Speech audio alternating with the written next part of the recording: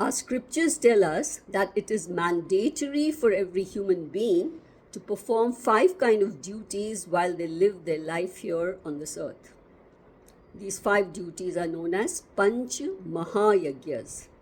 Panch means 5, Maha means great, and Yagya is an act of worship. We have to perform these 5 duties with an attitude of worship because we have 5 kinds of rin, debts on us.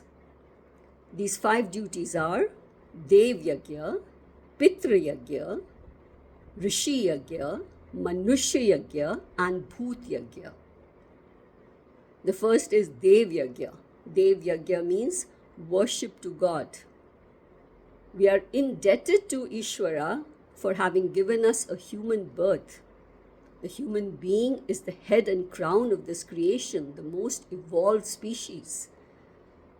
Only a human being is endowed with the faculties of the mind by which he can experience and appreciate this incredibly amazing creation of God.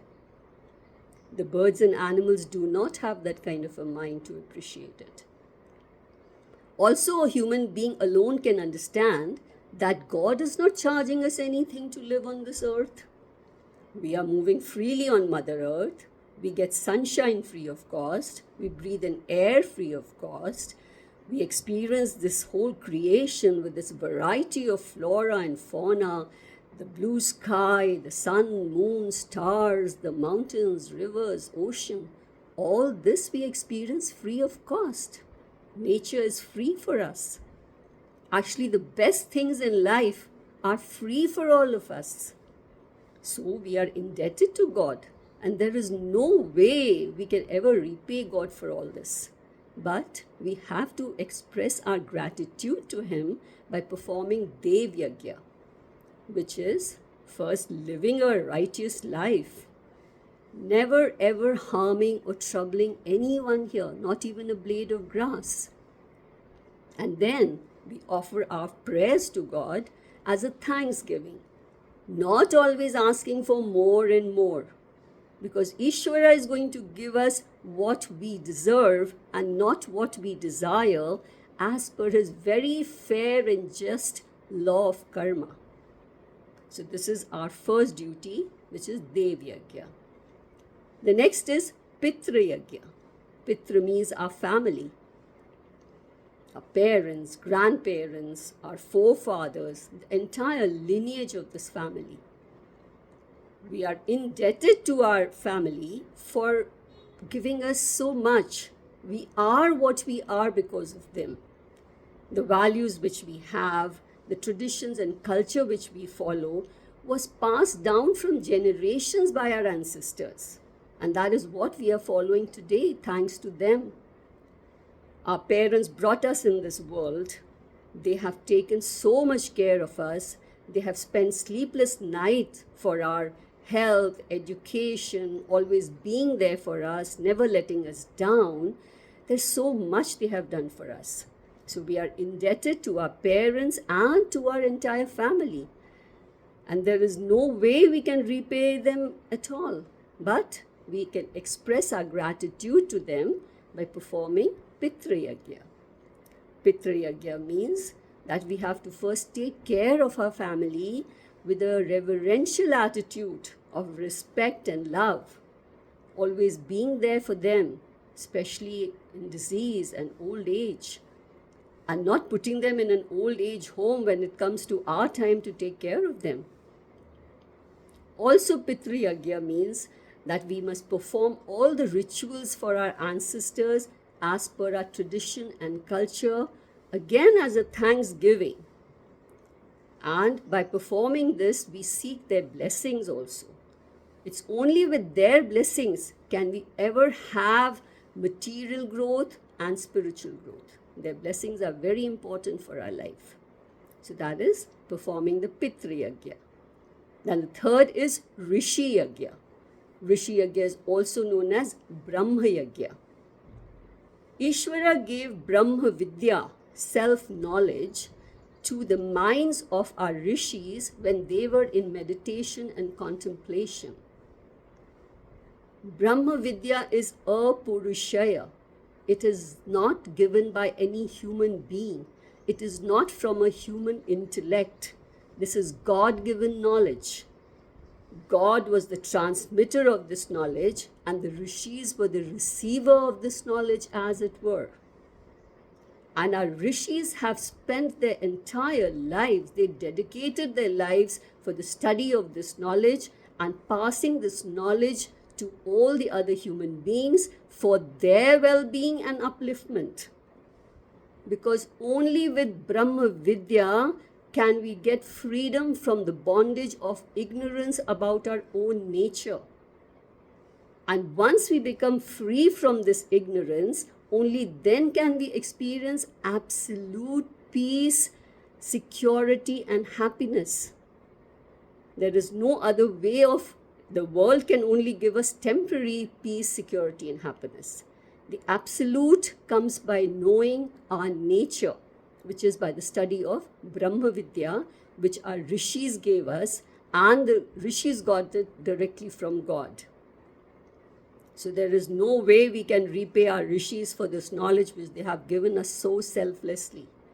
But we have to express our gratitude to them by performing Rishi Yagya, which is by studying the scriptures and passing it on to others, especially the next generation. Then the fourth is Manushya Yagya. Manushya Yagya are our duties to all the other human beings around. We must know how to live harmoniously with other human beings and in an attitude of service.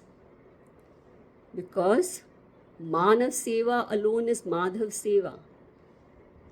When we interact with the other human beings, the interaction should be such that no human being is ever hurt because of our behavior. We must never make a human being feel small. Always uplift them. Interact with them with love, respect, and acceptance, knowing their limitations, yet we have to accept them.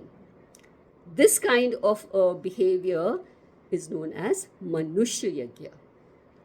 And then the fifth is Bhoot Yagya. We are duty bound as human beings to take care of all the other living beings on this planet as well as the non-living beings. That is, take care of plants, animals, birds, marine life, even the mountains, rivers, oceans.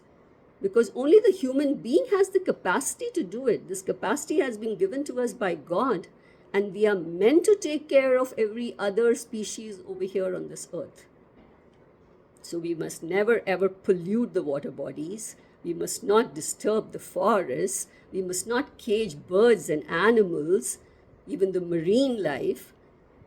We are not supposed to do this. We cannot take their freedom away. We are here to protect them and to protect their freedom. We must live such a life so that our life makes sense for others. It should be a blessing for us first, and then blessing for all the living beings as well as the non-living beings. So these are the Panch Mahayagyas.